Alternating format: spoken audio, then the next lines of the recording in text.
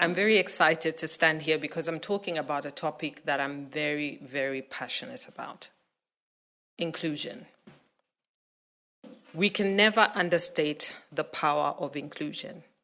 And as I speak about inclusion, I would like to go back to the theme for this year, that without inclusion, there can never be harmony. Imagine you walk into a room for a meeting and you take a seat at the table and you psych yourself to share the knowledge and experience you have. But every time you attempt to share your thoughts, you're either ignored or made to feel as if your opinion doesn't matter.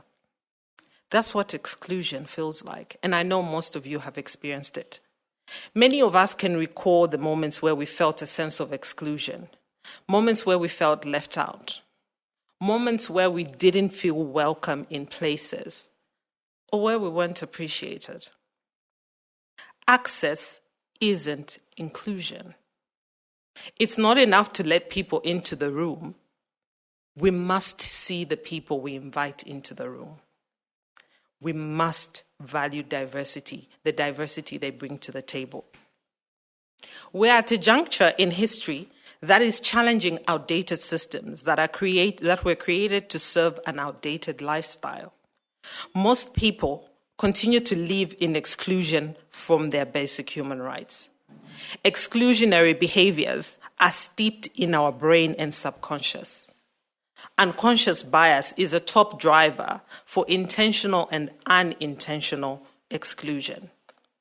Unconscious bias are unintended people preferences, and they're formed by socialization, our personal experience, and representation of groups in our environment, especially the media. And this is why I am a huge advocate for social media. It can be used to change the status quo and erase some unconscious biases. All the stimuli and experiences create filters in which we make snap judgments about the people around us. Research shows that we place people into categories and visual cues because our brain is a fan of the familiar, and it creates snap judgment as a survival mechanism. We place people into categories such as gender, cultural background, age, height, body size, in order to make interactions much more memorable. That short girl, that fat lady, that fat guy.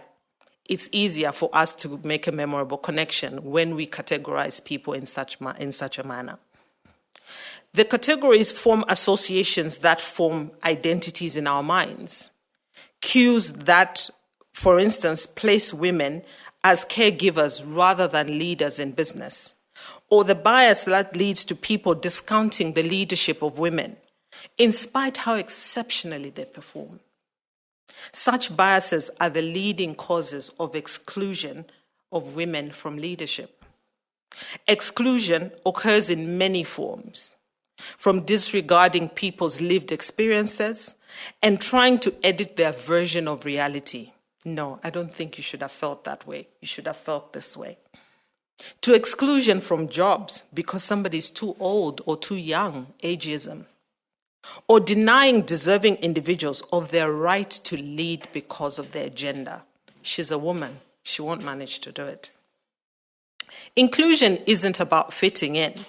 It's about enhancing psychological safety and helps people step into the best possible version of themselves. It's not a program or a favor or to a particular affected constituents. Inclusion is embracing the fact that someone has value to add. Inclusion unlocks innovation and powerful ideas that can change our world, and for the better. That's where harmony comes in. We all have the power to be more inclusive and change our world. How can you do this? 1, becoming aware of your own bias can change how you interact with others and become more inclusive. Visualize meeting people that you've never met before and see how you would react to them to ensure that you check your biases. Practice compassion. Make efforts to reach out to those excluded. Invite somebody that you normally don't talk to in the office for lunch and get to know them. Speak out against exclusionary practices. Challenge the status quo.